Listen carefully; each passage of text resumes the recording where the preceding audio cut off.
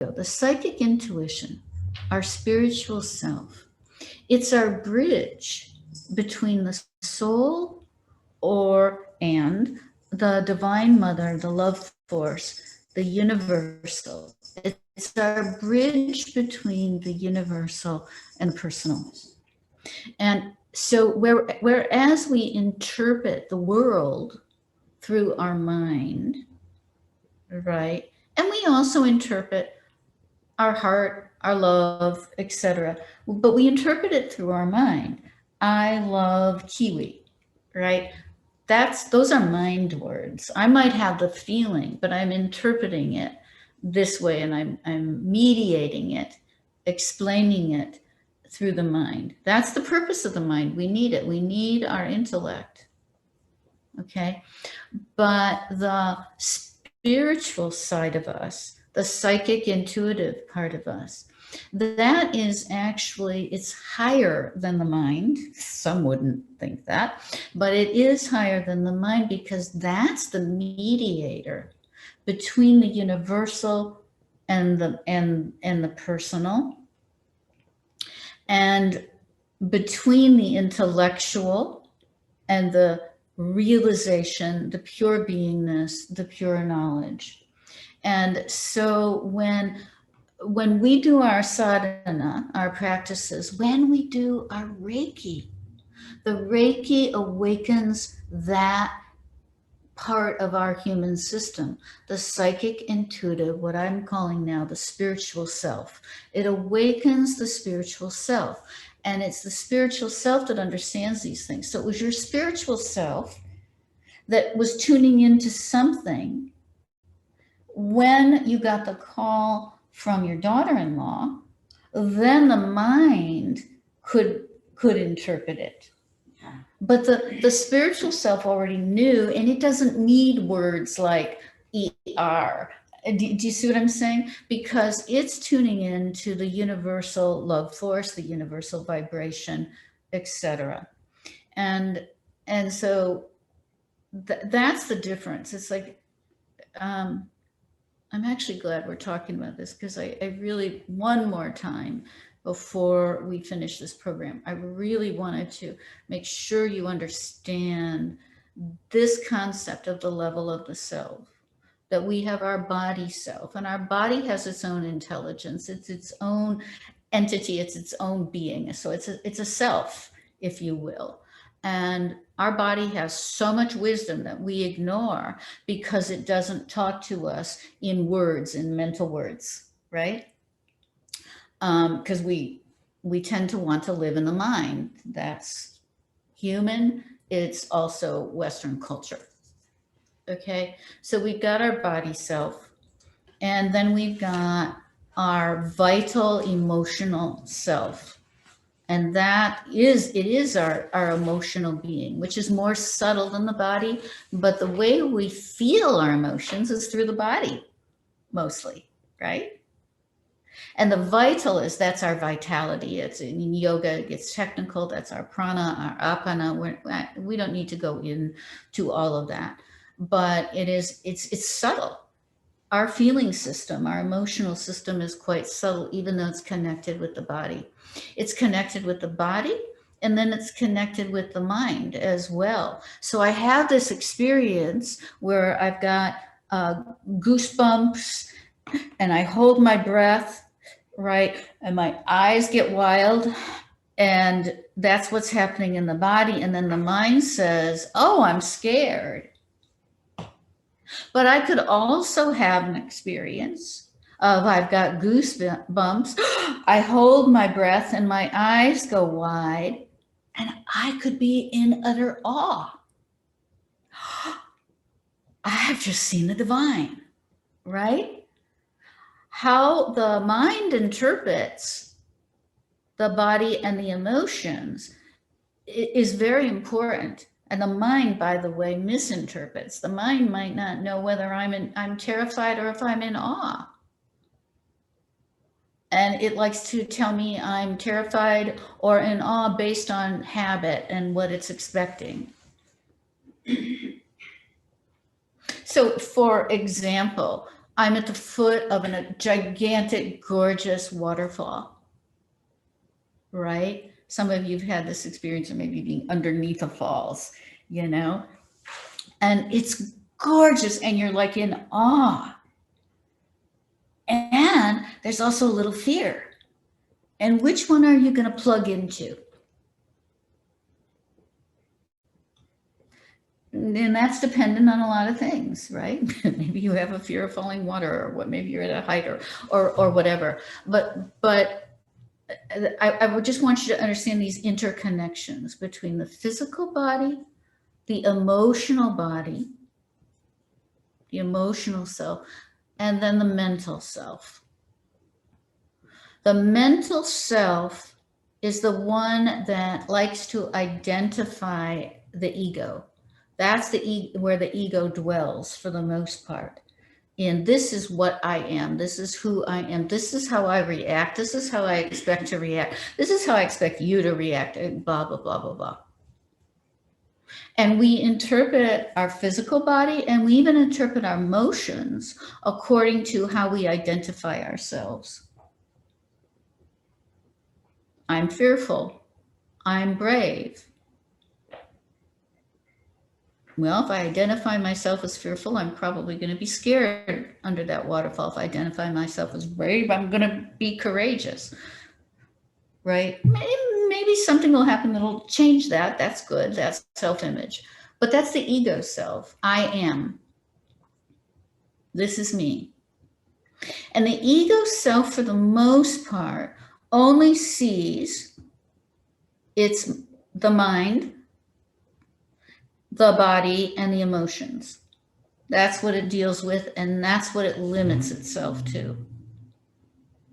Now, for those of us, and this is everyone here, who also have a relatively awakened spiritual self, that psychic and intuitive part, we rely on other information than that which the body takes in through the senses: touch, taste, smell, hearing, right?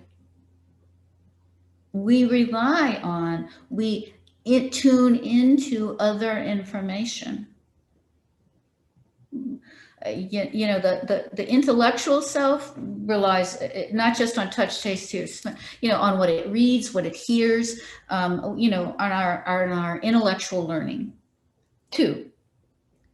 But the spiritual self tunes into something even more subtle than anything that you can read, anything that you can touch, anything that you can see.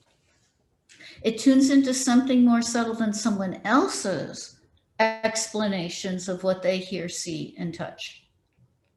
Okay?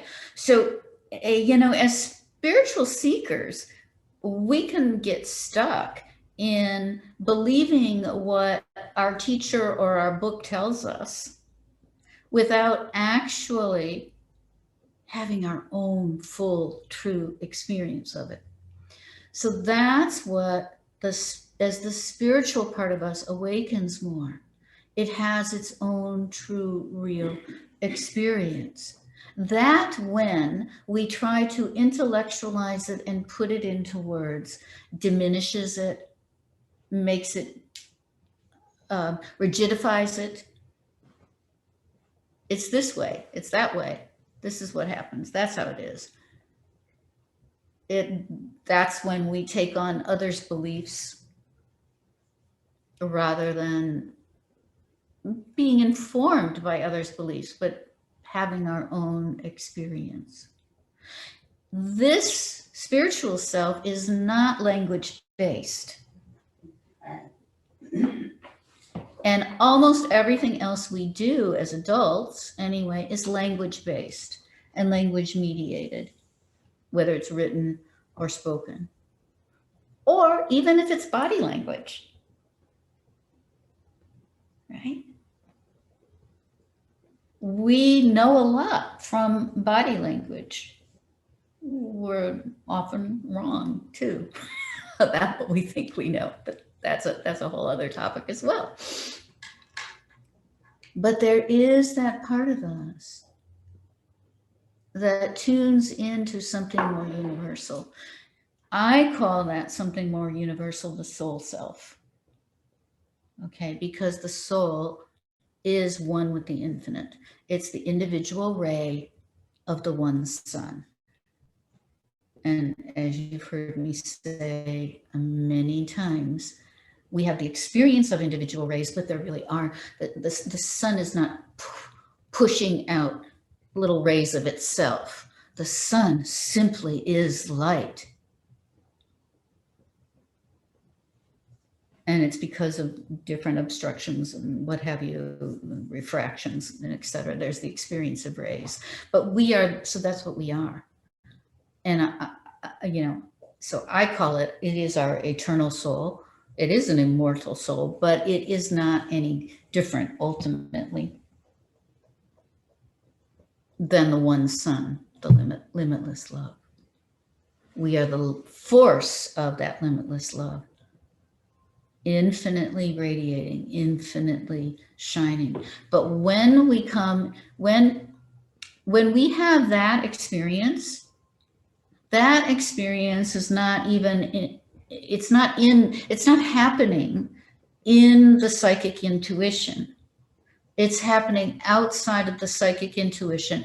It's happening in the vastness, because when we are in unity, we are in unity. There's no thinking about I am in unity. The minute we begin to think about it, we are not that. But it is the soul self that can interpret that experience of the unity, that can bring it, so to speak, into something palpable, something human, something that we can then it can bring it to the mind. So you have an experience of not sleeping and being in prayer. You are very tuned in to the vibration of whatever is going on with Dom, but your mind is not yet aware of it. So that you're tuned into it, not just because you're close to Dom, and I'm not tuned into my guru just because I'm close to my guru. We're tuned in because everything's tuned into everything else, period. There is only one. And yeah, then because as an individual, we have a closeness with someone, we particularly pick up on that ray, so to speak. So you are going through the experience of needing to help Dom, right, without knowing yet what's going on. So yes, you're operating in that spiritual, intuitive, psychic realm, and you don't have to have the words for it in order to be doing the work.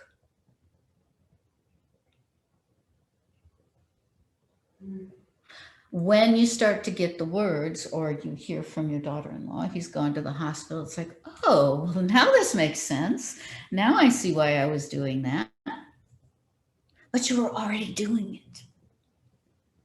And you might say, well, now I can really redouble my efforts, and I can get specific, and I can set intentions, and I can do all of that. And yes, you can.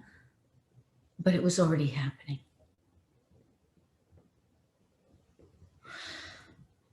So you see, the soul self is unfathomable in the sense that, first of all, it's vast and limitless, and that it doesn't think, it doesn't perceive, it just is. Yeah.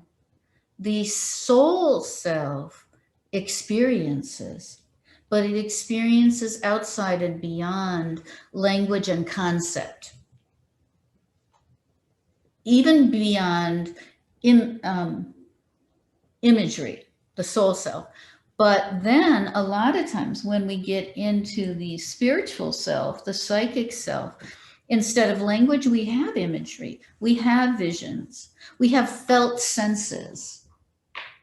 Now, sometimes those felt senses are echoed in our physical body. We feel an emotion, we physically feel, we get the goosebumps and all of that. There's a correlate in the physical body.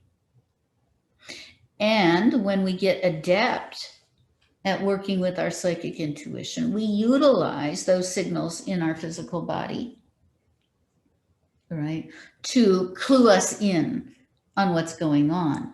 This is what starts to happen in Reiki, right? It's like, you know, we place our hands or we send energy and we start getting signals. I'm not talking about the receiving person right now. I'm talking about the person who's giving, and we start receiving signals. We might get an image. So, you know, I'm working with somebody, and suddenly I feel something in my throat, so I start working with their throat. My hands are placed in a certain area, and it's pulsing. I feel this energetic pulsing. It's like, oh, okay, I need to work with their kidney. So here I am. Right? Or I just might get a picture of their grandmother. I don't know what their grandmother looks like, but I know that's their grandmother. And maybe she has a message for them. All of this is filtering through the psychic spiritual part of ourselves. And then, because we're beginning to get practiced at this, our mind helps us figure out kind of what this means in human terms, so we can, you know, work with our person better. Those of you who may not yet feel like you're having a lot of these psychic experiences, you actually are. You're having them. It's happening. You're giving the Reiki is being received. The person is feeling a healing. They're feeling a relaxation. They're feeling better.